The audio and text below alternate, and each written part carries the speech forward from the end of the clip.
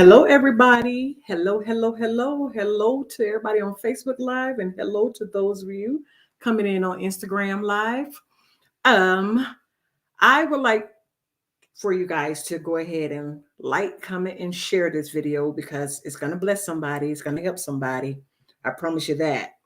You won't walk away tonight not knowing about these saboteurs. So I want to help you out break the curse tonight because it's something that really needs to be, the conversations really need to be had, but a lot of times we don't have them. Hey, Prophetess Warden, how you doing? Hey, Jerry, how you doing? So y'all go ahead and like, share, comment on the video, say, hey, how you doing? So that I can say hi back to you.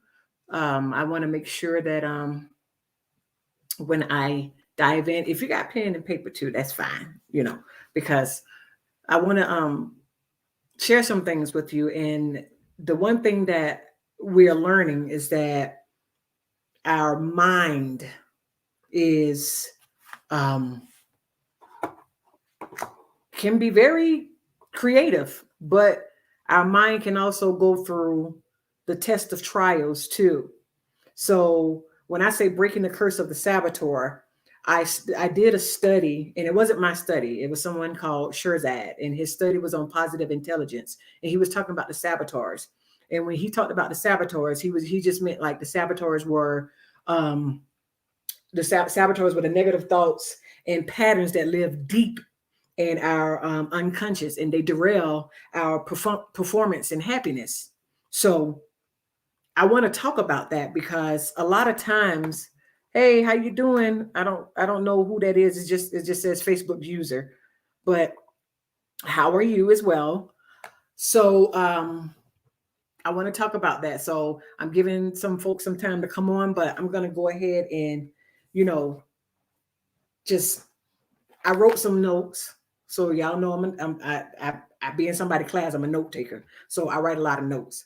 So I'm gonna be jumping back and forth, giving you what I learned while I was studying this, but also what I got out of it that God gave to me for you. So when we talk about the mind, basically, y'all know that verse that comes up, Proverbs 23:7. As a man thinketh, so is he. This is exactly what happens. What's going on? Good evening. Good evening. Hey, Mama Mathis. Hey, Tanya, this is exactly what happens when we feel defeated, when we feel there's no way out of a situation. That's what our mind tells us. Our mind tells us that we're a failure. So that's what we believe. Now, with the saboteurs, let me just read this for you because there's 9 saboteurs. The judge, according to this study, is the universal saboteur that each of us has the honor of contending with. So, the judge acts as the ringleader to all the other nine saboteurs, which I'll break down for you in a second. Because I'm so happy that I was going through something and someone introduced this to me. And I read it and read it and read it, and I was like, wow. But you could bring it back into the spiritual because it has a lot to do with our spirituality as well. So let's see.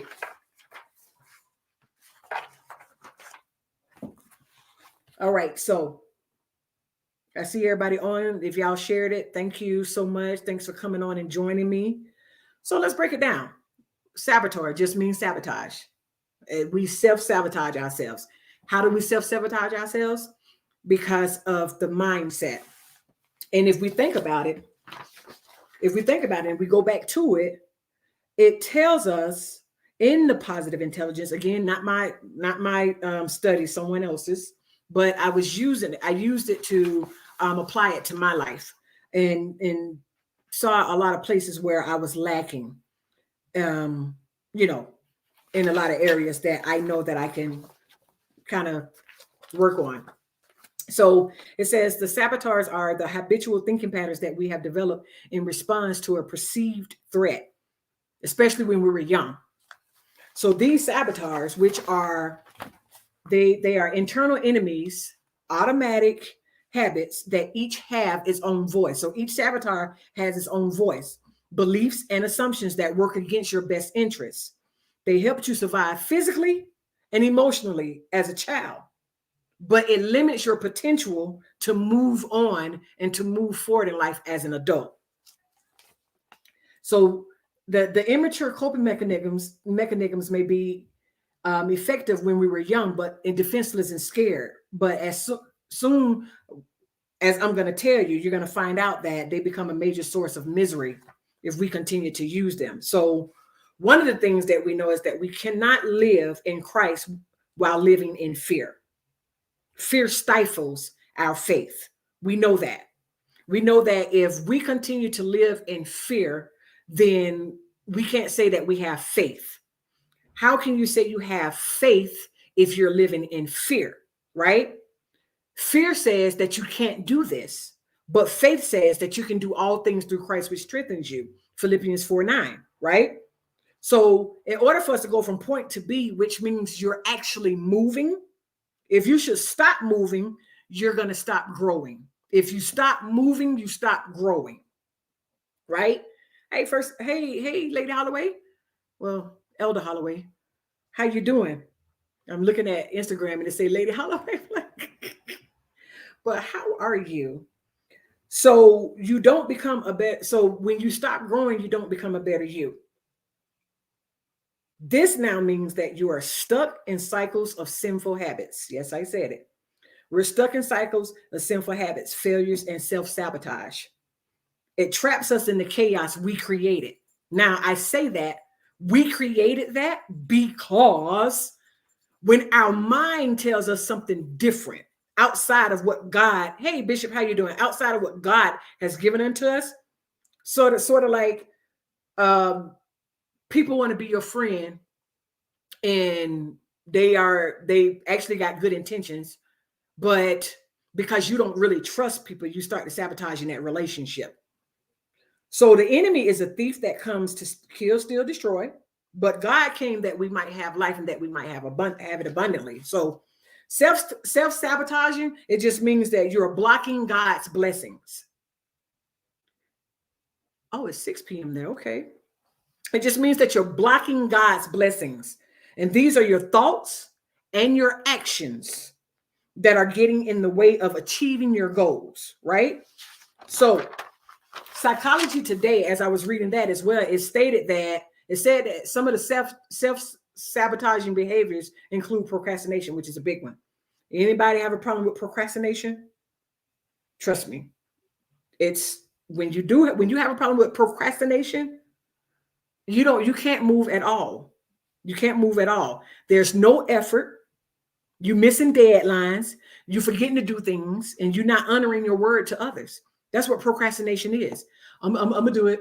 I'm gonna do it. I'm gonna get up and do it in a minute. I'm gonna do it, and then all of a sudden the day go past. Everybody in bed, sleep, and when you get up the next morning, what needed to be done is still not done. Oh, I'm gonna write the proposal. I'm gonna write it. I know I got to get it to him. I got a deadline. They told me to get it to him Friday. Friday come, you ain't even started the proposal. Why? You fear, afraid, lazy. Just you procrastinate and thinking that you got time. But how many of you know that if you're gonna write the proposal to get to an investor, that investor not gonna wait for you. The investor gonna go and try to invest in somebody else that's ready. So self-medication with drugs and alcohol, that's another self-sabotaging behavior. Comfort eating. Anybody ever ate when they get under stress? A form of self-injury. We all have the ability to live a successful life in Christ. Whether you accept God's call or not, you still have potential for greatness. 1 Peter 5:9 says, but ye are a chosen generation, a royal priesthood, and holy nation, a peculiar people, that ye should show forth the praises of him who hath called you out of the darkness into the marvelous light. God has called you into this. He didn't call us to be scared. He didn't call us to procrastinate. He didn't call us to do that. He called us to go forward, to show forth his blessings to other people. By telling your story, by telling them the goodness of the God, goodness of the gospel, and the goodness of God and his works. So with procrastination, God tells us it's like when God tells you to move and you just sit there. Don't worry. I got some scriptures for you that's going to help you out. Proverbs 6:6 says, go to the ant, though sluggard, consider her ways and be wise. Right? So procrastination is just a form of self-sabotage that's going to keep you stagnated. It's going to keep you sitting on the couch. It's going to keep you out of the marvelous light that God has called you into. Why? Because you're not ready. Why? Because you don't think that you good at this. You don't think you're good for this. Stop doubting yourself as well. Number 2, you got to stop trusting your own logic, and you got to trust in God. You got to stop trusting your own logic and trusting God. Just because you wore hand-me-downs, just because you probably wore other people's shoes, just because people had to bring y'all food from the pantry, just because you ate leftovers all week. If there's still something left, we're going to eat it because we ain't going to waste it. Just because you ate leftovers all week and the house over there eating something new every night, just because you didn't have the best doesn't mean you don't deserve the best. You got to stop trusting your own logic and trust in God.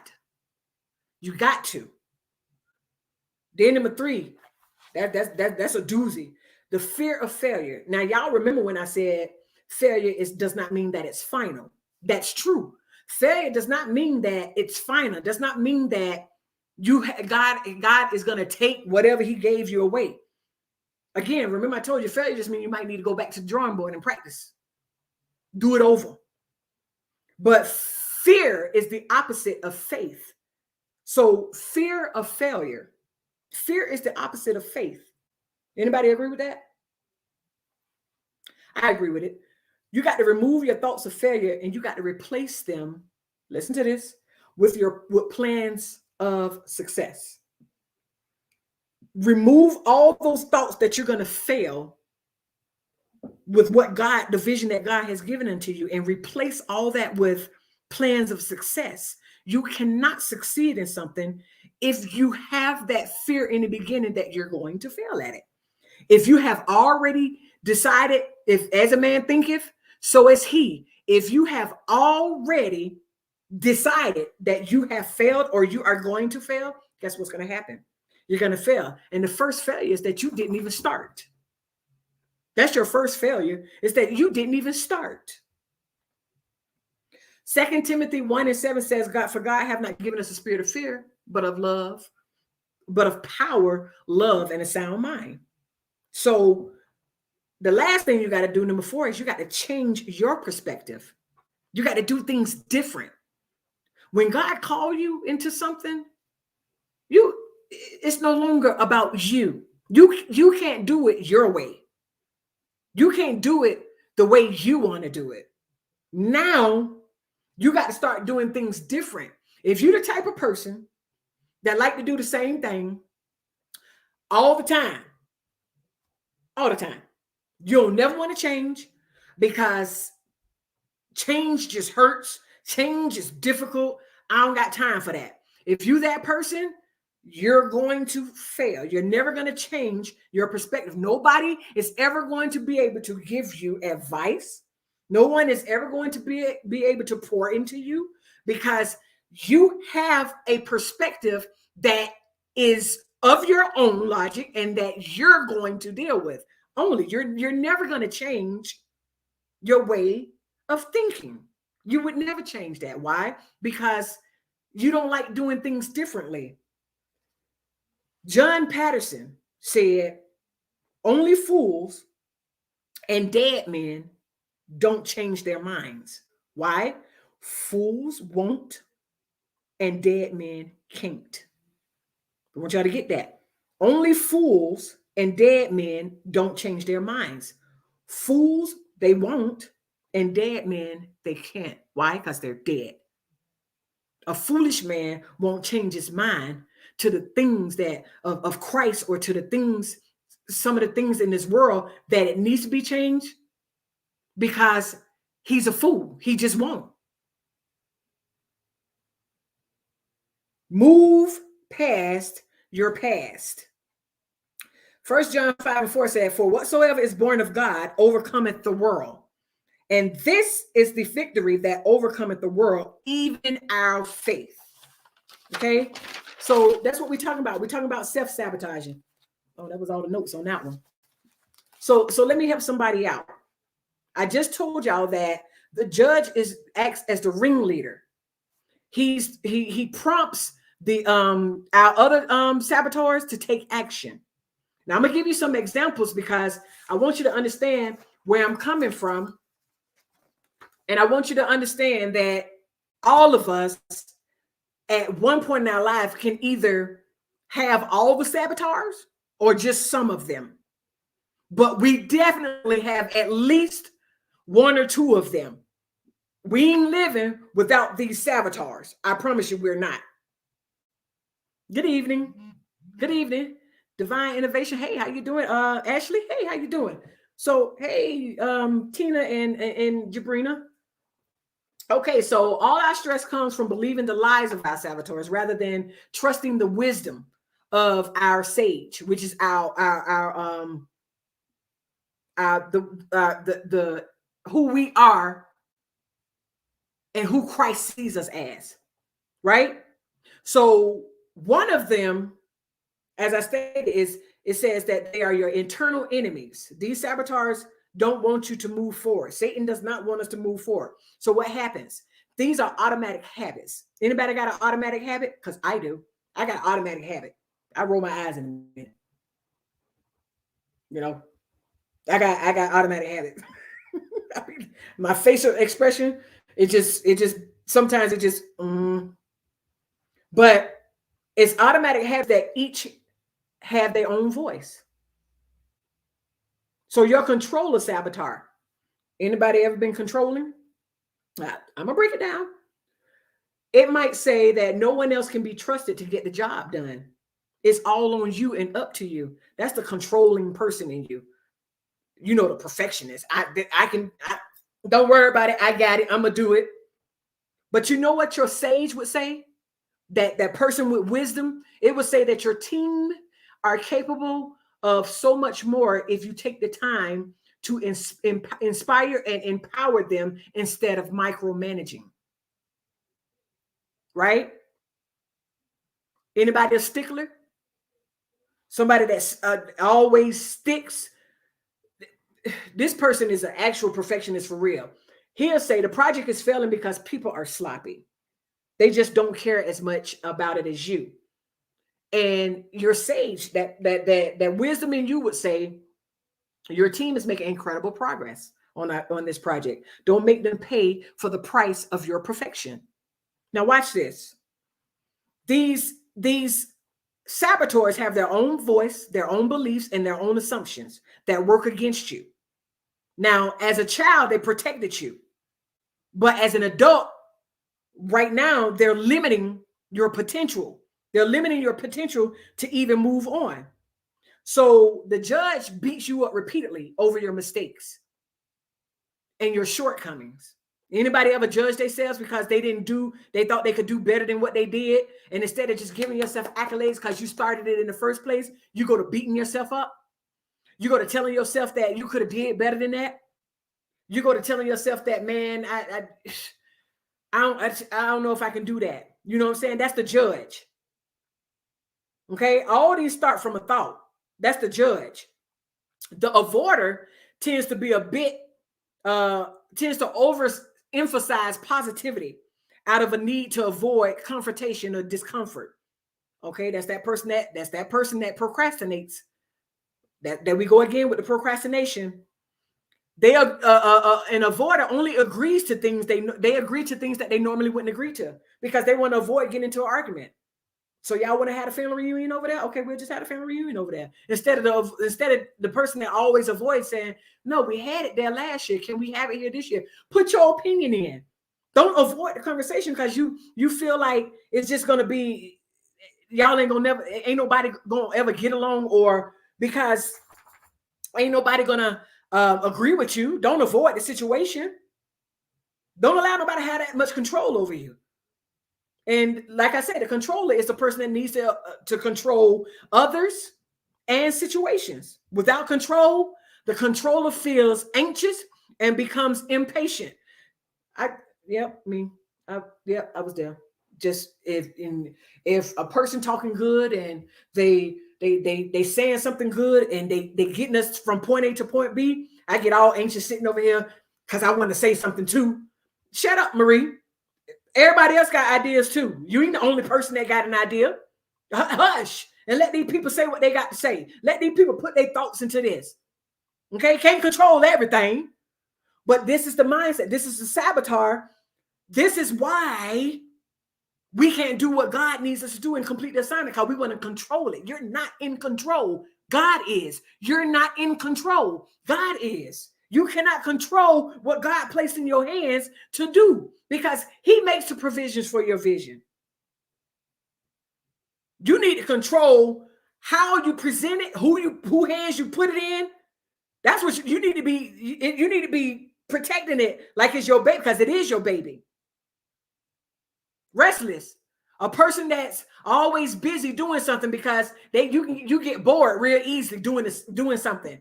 You'll start one project, you get bored with it, you want to go do something, you're restless.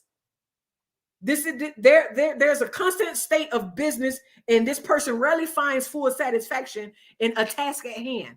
So you keep going and doing different things. I'm calling some of y'all out. Tight or not, I'm calling some of you out because we got these issues. And we need to fix these issues so that we can move forward like how God needs us to move forward. A lot of us not seeing the benefits or the fruits of our labor because we're not doing it the way God needs us to do it. The hyperachiever. How many of y'all hyperachievers? Derives herself. This person derives on self-respect and self-validation for her achievement. This person need to be patted on the back. You got to say something to this person in order for them to feel good. This person can tend to be also a bit of a workaholic. Anybody? Yep, me. But you're setting yourself up for failure. The pleaser. Oh, Jesus. How many of us are pleasers? Because I know I used to be a people pleaser. Used to be. Want to make sure everybody okay and wanting their opinions and wanting them to give me something, right? The pleaser often loses sight of their own self. This person loses sight of their own needs while they're trying to strive to gain acceptance and affection of others by helping them out, by flattering them, by pleasing them, and by rescuing them. Who that person is tonight? Because we're going to pray for you. We're going to pray you out of that. Because then what happens with the pleaser is this is the person who has the resentment.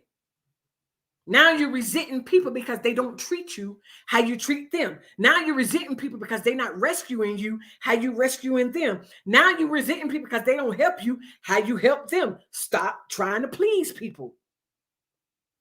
Everybody not going to be, you can't please everybody because a lot of people ain't going to be accepting of what you're doing for them anyways.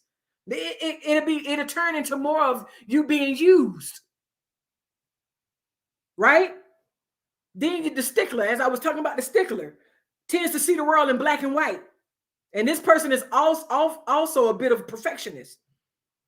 It can the stickler can be a person who kind of fix things too, believing that they need to fix whatever mess they encounter. You can't fix everything. You can't. That's why everybody got their different occupations. Everybody got different jobs and different things they can do with their hands and different talents. Because if a car breaks down, I can't fix it. Somebody else got to fix it. But I'm not going to go over there and try to help you fix it. If I see you on the side of the road, I don't know how to change a tire. But I ain't finna come over there and think that because you're sitting over there side of the road by yourself and ain't nobody came and y'all still waiting that I'm gonna try to help you fix the tire. Put the tire on and the screws won't be tight and come off down the road again. I don't want you to get into no accident behind my mess. So you can't fix everything. You can't fix every fight. You can't fix every argument. Some of that stuff ain't got nothing to do with you. Keep going. Pray about it. Pray that they come out of it. But you keep going because you can't fix everything. Stop trying to fix people. Your job not to fix people. Your job is to pray for them. Your job is to pray people out of a place. And your job ain't to try to fix people. That's why you're mad with the world, because you tried to fix this person and you tried to get this person to their deliverance, rushing and pushing on them, and they got mad with you. Now all of a sudden, I was just trying to help you. Don't worry about it. We won't go there no more. Don't get mad because you can't fix everybody. You just can't fix everybody. Stop trying to fix people. Go fix yourself. But stop trying to fix people. That's our problem in today's world. We want to fix everything that's broke around us. You can't. Everything that's broke, some things that's broke need to stay broke. Because while you steady trying to fix, you the one becoming broke. So stop trying to fix everything. The hyper rational. This person got an intense and active mind, but the over rational tendencies often come at the cost of not being able or wanting to experience deep emotions. Intense and exclusive focus on the rational processing of everything, including relationships. This person can be perceived as uncaring, unfeeling, or intellectually arrogant. Be careful with the word, and that's what I put down here. I put down here, be careful with the word unbothered, because a person that says they're unbothered can kind of jump into that hyper rational zone where you seem to be uncaring and unfeeling. That ain't how God called you. We need to care, but we don't need to overdo it. Okay. The hyper vigilant. This person lives a fear of what might go wrong. Every time you turn around, I'm so nervous. Oh my God, something gonna happen tonight. I don't think I can do it. I don't think I can get up there. I'm gonna stumble over my words. It just ain't gonna be right. It ain't gonna be right. Stop it. Stop living in fear of what's gonna go wrong. So what you do is you live in a state of constant vigilance. You tend to be chronically anxious. Who is that? You tend to be chronically anxious, high stress, and in a perpetual state of doubt, self-doubt, that is. Now, here's the big one, because this was me while I was going through my pain. The victim. This person tends to focus on painful emotions. Who playing victim right now? Because if you don't been through something and you don't have some hurt and some pain, and right now you're telling your story, then that's what it is. You need to let that go. We cannot sit here and say that we're in the kingdom working for God and we're still playing the victim. If you said God healed you and God delivered you, then how you still a victim? You don't survive that. It's time for you to move on. It is often the focus on negative emotions or events as a means of getting attention and affection. Stop trying to get everybody attention because of and you being emotional for the things that you went through. People know where you at, but stop trying to get there till you're not the victim anymore. Especially if you say you don't came out of it already. Okay? So I'm gonna break this down to you like this. I'm gonna break it down to you like this. And I'm gonna be very transparent because y'all know this Friday Straight Transparency, right? I wanted to read that to y'all, pieces of what I got from Positive Intelligence. Like I told you, some of that wasn't mine, but a lot of it was mine. But I wanted to giving you the pieces, and the saboteurs will help you. So now, when I did my test, I did the test, right? And my number one was pleaser. My number one was pleaser. And I'm like, wait a minute. But there's a whole lot to pleasing. So let me help you. If you got pen and paper, I want you to write this down, because if you say you used to be a people pleaser, you may want to, after I read this to you, you might want to check, because sometimes we still race for people, and it ain't talking about just people, family members and all are included. Okay. Every time something happened to the child, or every time something happened to the sister or the brother, so you know. So this person, the pleaser, pretty much, and all of us indirect. This person tries to gain acceptance and affection by helping, pleasing, rescuing, or flattering others, as I stated before. And they always losing sight of their own needs. This person becomes resentful as a result of that. You become resentful. The characteristics of a pleaser is they have a strong, and I'm reading, this is mine, I'm reading me. It has a strong need to be liked by people. And this, I didn't just take this. I took this some time ago. I know I'm in a better place now. That's why I want to teach it. Hey, Steve, how you doing? So it says this person has a strong need to be liked by people and attempts to earn it by helping. This person needs frequent reassurance by others about their acceptance and their affection. This person can't express their own needs openly and directly. So they do it indirectly by having people feel obligated to reciprocate care. I am very sorry. If you are a person that love that try to, if you are a people pleaser,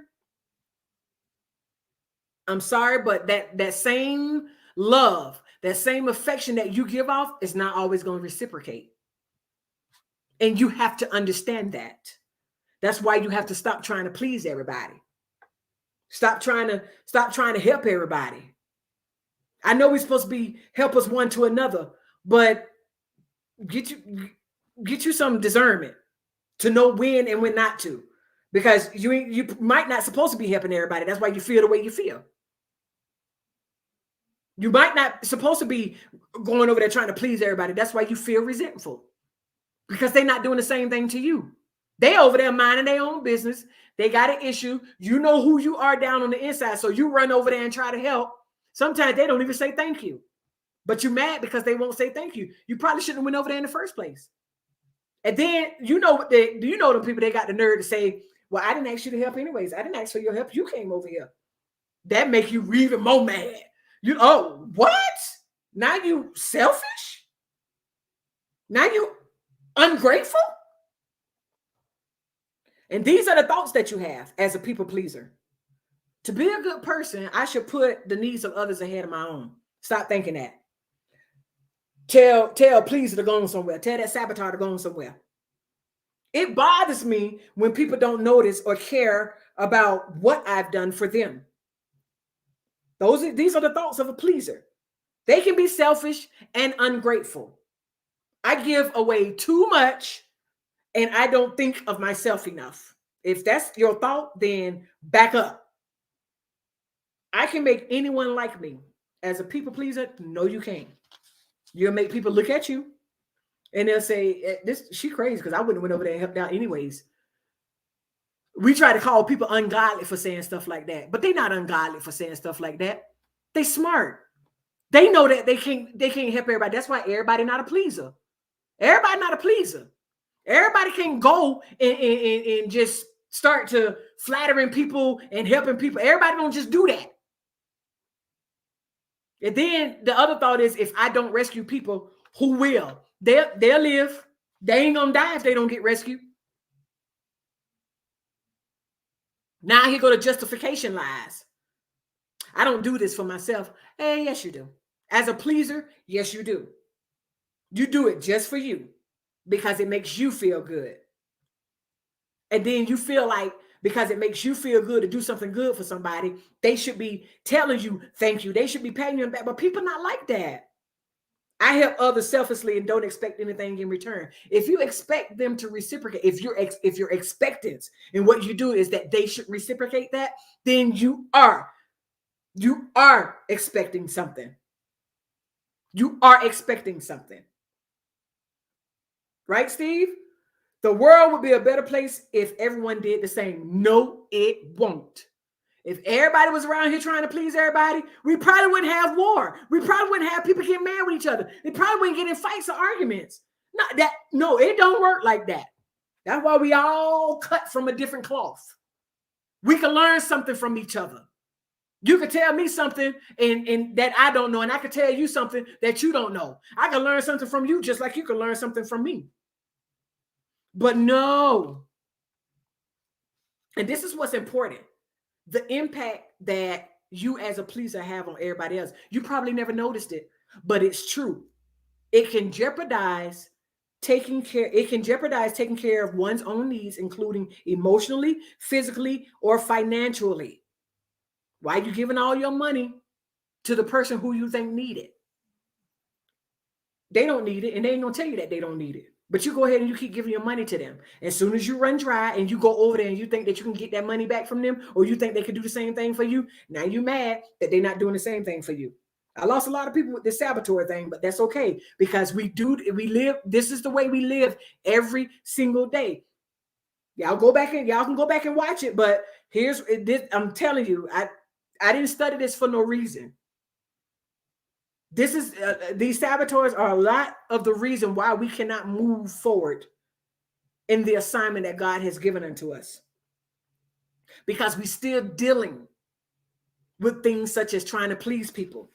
We still dealing with things such as being restless. You know, you got one assignment, and then you're doing something else. Okay. The lie that the restless person tells themselves is life is too short, so we got to get it done. We got to live every day like it's Friday. No, you don't.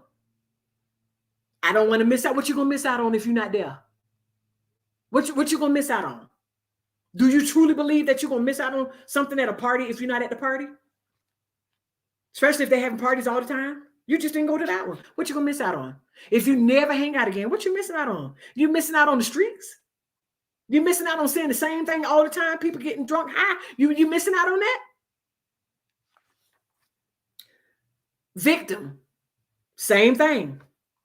If this person is criticized or misunderstood, they tend to withdraw, pout, and sulk. That's not who God called you to be. God didn't call you to be a victim. He called you to be a victor and be victorious in him. He didn't call you to be a victim. Sometimes we are victims. But when God brings us out of a place of hurt, pain, and shame, we're no longer the victim. Now we are the victor because we're no longer stuck in that place. They're fairly dramatic and temperamental. You know how a victim, and I'm being very honest and transparent about this victim. No one understands me. Poor me. Terrible things always happen to me. You are not the victim. If you feel terrible things always happen to you, that's because as a man thinketh, so is he. If you feel that it's going to happen, then it's going to happen. Maybe this is what I get. Maybe this is the way that I get some love and attention that I deserve. No,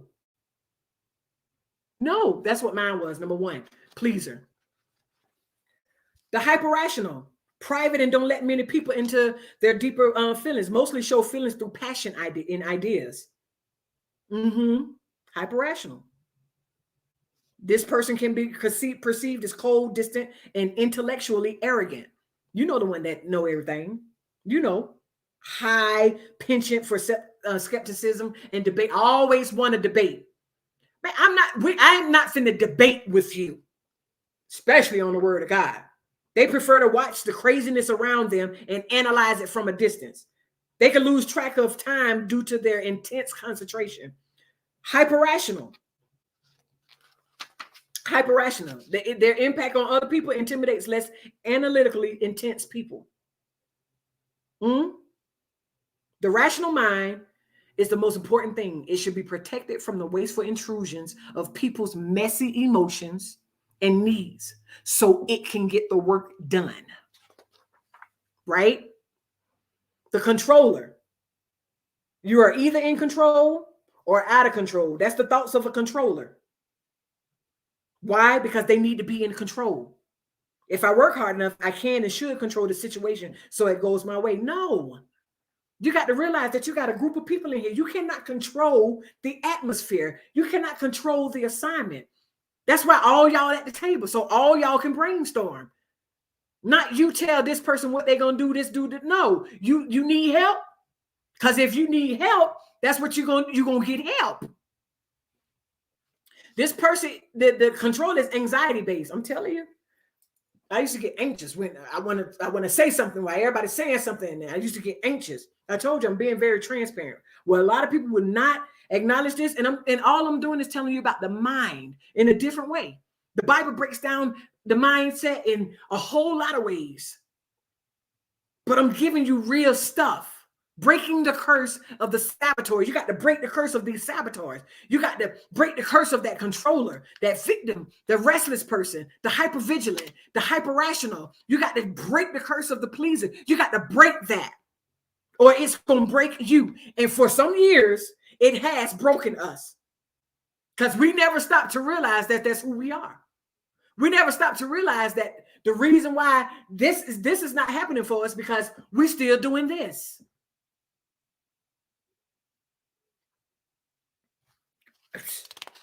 The controller does get temporary results, but at the cost of others' feelings, controlled and resentful, and not able to tap into their own greater reserves. Controller also generates a great deal of anxiety, as many things in work and life are ultimately not controllable. So why do you get anxiety? Because you get this anxiety because you think that you think that you can control this situation, but you can't. And that bothers you. Without here go your justification lies for the person who's the controller. Without the controller, you can't get much done. You need to push people. If I don't control, I will be controlled, and I can't live like that. I am trying to get the job done for all our sakes. No, you're trying to get the job done so that somebody could tap you on the back, pat you on the back, or somebody could come up to you and tell you that, hey, you did a great job and this and that all the time. You didn't do it by yourself, though. Okay, so we talk about the saboteurs, and there's I already named 10 of them. Well, I already made 9 of them, but the judge is the top, the ringleader, and that's the prompting. The judge prompts out other saboteurs to take action. Okay, remember, we judge ourselves a whole lot. And the judge is the one that, because we don't do something right, we start to beating ourselves up about it. Because we had a shortcoming on that, we started beating ourselves up about it. But don't do that. Break the curse of these saboteurs. Okay? They were only supposed to protect you when you were younger. But they have limited all your potential as you have gotten older. Because a lot of it you're still doing. A lot of it we still doing. Okay. Whatever thought is stress causing your stress, you should probably label that thing. Give it a name. So let's see. What can stress a person out? Okay, a pleaser gets stressed out a lot. So when you start getting stressed out over something you think that is supposed to reciprocate back to you, call it out. Okay, pleaser. Or give it a name. Okay, want to be perfect all the time. Soon as it come to your mind, soon as that thought come to your mind, go ahead and call it out. Because if you don't, all that's happening is you're fueling it. That's right. You got to understand those triggers. What's triggering you to go into being an avoider?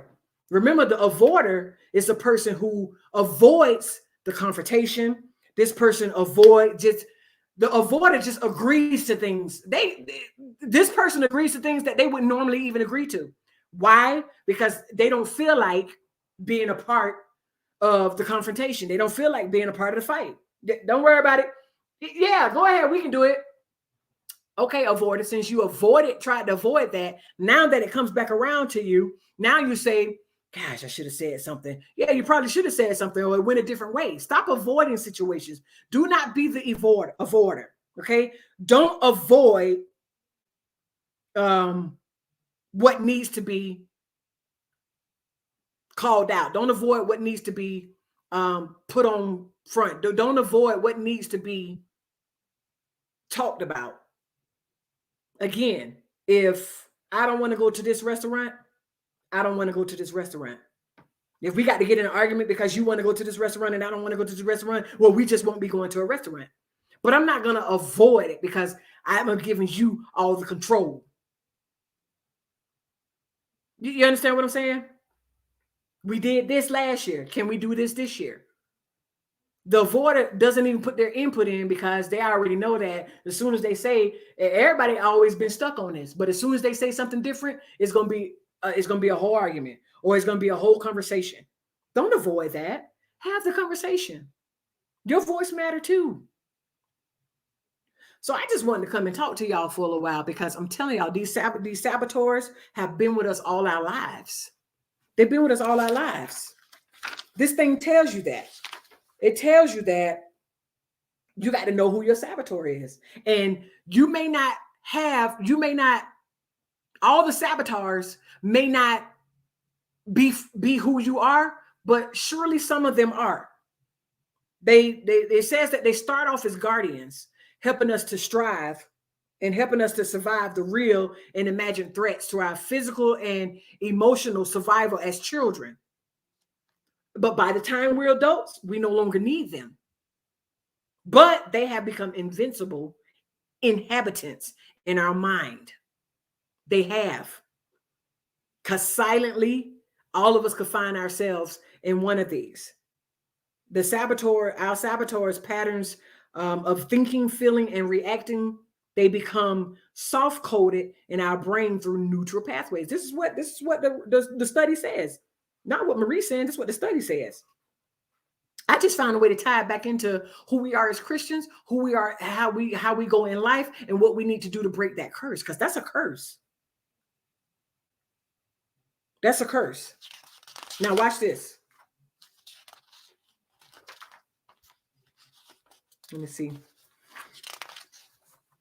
It says, now,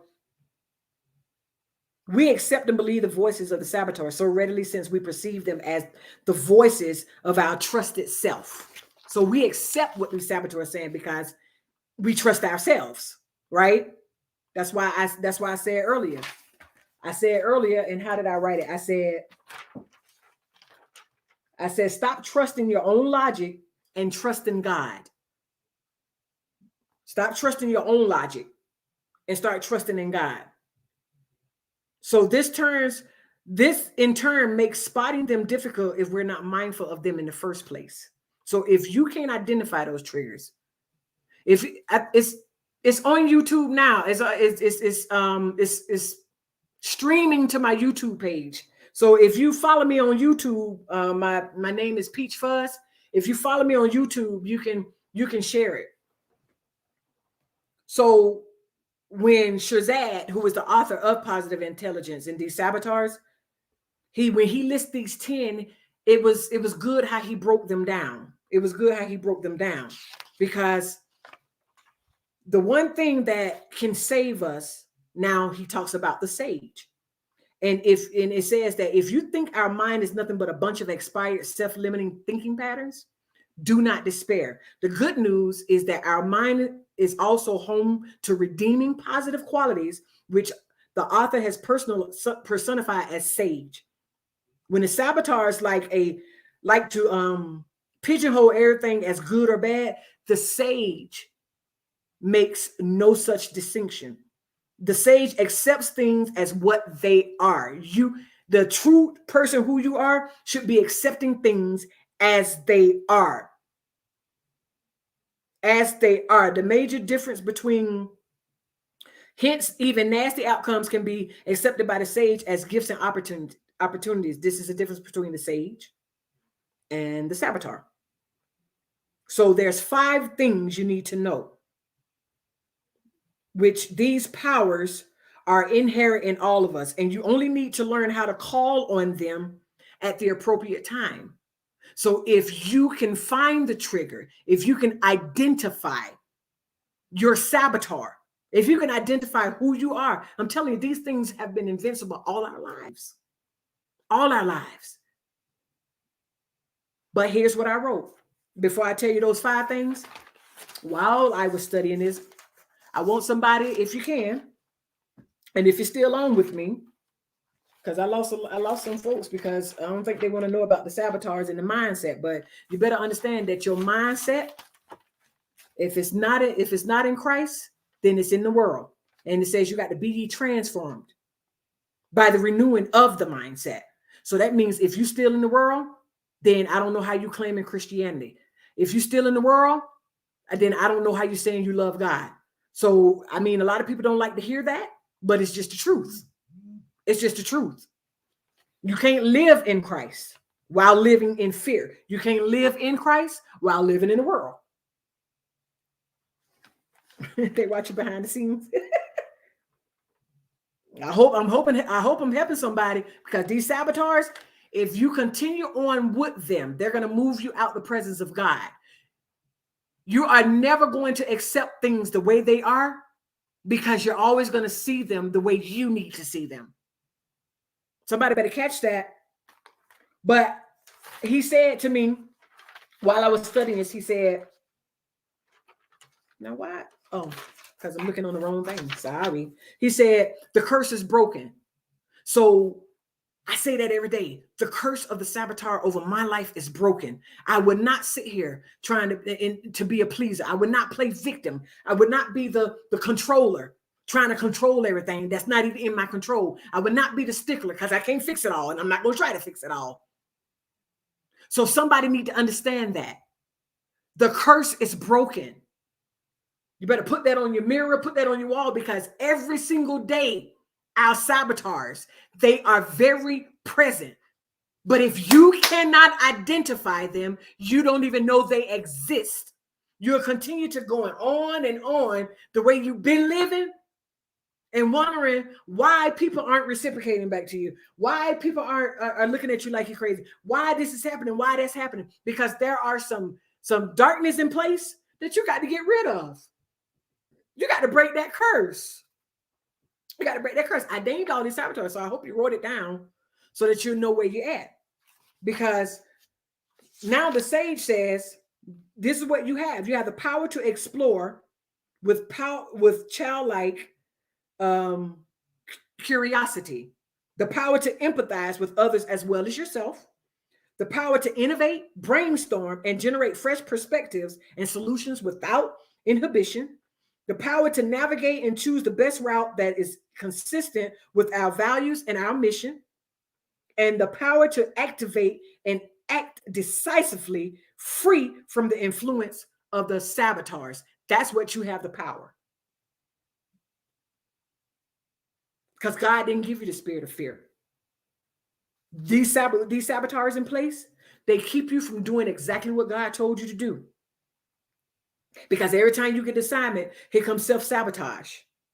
Stop sabotaging yourself. Stop allowing these saboteurs to wreak havoc in your life. Because they are in control, not you. You're going to have to pull back everything you got. You're going to have to pull out your Bible and pull out your scripture and know that you can do all things through Christ, which strengthens you, because that's faith. That's what faith says. Fear says you can't, but faith says you can. So if we pick up our faith and we activate our faith, we can do it. We can remove all the self-doubt. We can remove all this stuff. We can defeat and we can break the curse of the saboteur if we just activate our faith and know that God is who he say he is, and is going to do what he say he's going to do.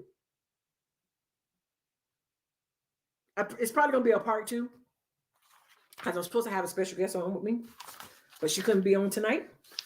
But I want to give you some steps that I actually wrote down, because it's how I came out of who I was with these saboteurs. And yeah. So I want to leave this with you. I had an example. I had an example.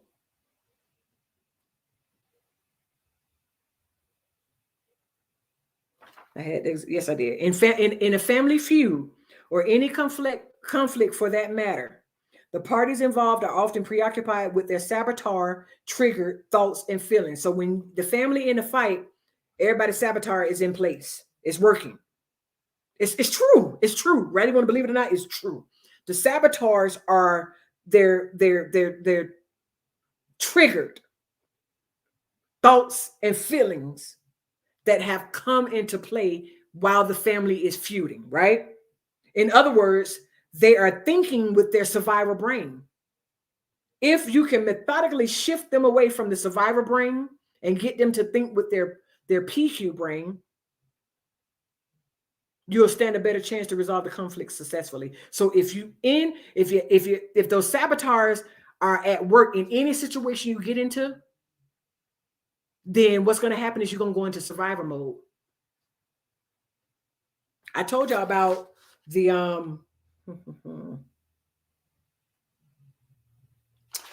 who did I tell y'all about? I told y'all about the hyper vigilant. This is the person who chronically worries that something bad is going to happen all the time. They jump at the slightest sign of a threat. They're never at ease. This is the person that's when it looks like a situation about to go bad, the hyper vigilant mind goes into the brain goes into survivor mode. Wait a minute, what can I do? This can't happen. What can I do? No, stop. Let things happen. Let them happen. You just got to realize that there's going to be some things in your life that you can't control, you can't fix. There's going to be some people in your life that you ain't going to be able to please. So stop trying. There's just going to be some things that you're not. Your judge going to tell you that you sorry because you didn't win. It's going to become competitive. It's going to remind you of your shortcomings. Don't let this darkness of the saboteurs stay relaxed with you. Break the curse of the saboteur. All right. So I love y'all from joining in. I appreciate y'all. Whatever God gives to me, I try to give it off, and He gives it to me in a way where I can be transparent with it, because I know all too well how it can be when you're under the control of something else. I know all too well how it can be when your mind is always thinking something different, always thinking something bad, always thinking defeat. I know this because I've been through it. And in some of these areas, I still have to say, nope, pleaser, nope, because I'm not going to be resentful with nobody because they're not doing me the way I do them. That's not the love of Christ. We got to love each other, period. No fault. Not no conditions. We're supposed to love each other. But if you don't love me how I love you, and I'm mad, I'm resentful, now I'm going to come around you because I think you're putting yourself in a place to not only backslide, but move completely out the presence of God. I hope this helped somebody tonight. It'll be a part 2 to it. Again, most of it was mine, but it was a whole lot of knowledge from Positive Intelligence. His name is Shirzad, and if you want to go read it, it's on the website. Just go read it. And I was directed to that, and I got a whole abundance of information out of it because it's helping me with my mindset. It's helping me for who I am and who God called me to be. I'm in leadership, so I cannot have the saboteurs weighing in on me like that, because how can I lead if I ain't learned? First of all, I know how to follow, but how can I lead if I'm still going through? How can I lead somebody else out of what they going through if I ain't came out of it myself? We can't do that. God word not backwards. It don't lie. It don't void. Ain't no opposite. His word is what it is. And because his word is what it is, it's going to be here. Even when this earth pass on, when we leave, the word still going to be here. Take heed, y'all. I'm getting a lot of warning. sermons and a lot of be careful and a lot of bring yourself out of in this time. And that's where I'm at. That's where God needs me to be at, because warning comes before destruction. And I can talk about it because I used to be that person. So if he brought me out, I know he'll bring you out. So until next time, next Friday on Friday Straight Transparency, I love y'all. Thank y'all for joining me. Y'all break the curse of these saboteurs. Don't let these saboteurs wreak havoc and rule your life. They've been doing it for a while. They ain't guardians no more. They enemies. They're very much enemies, internal enemies. And you need to get rid of them. I love y'all. Thanks for coming on. Peace.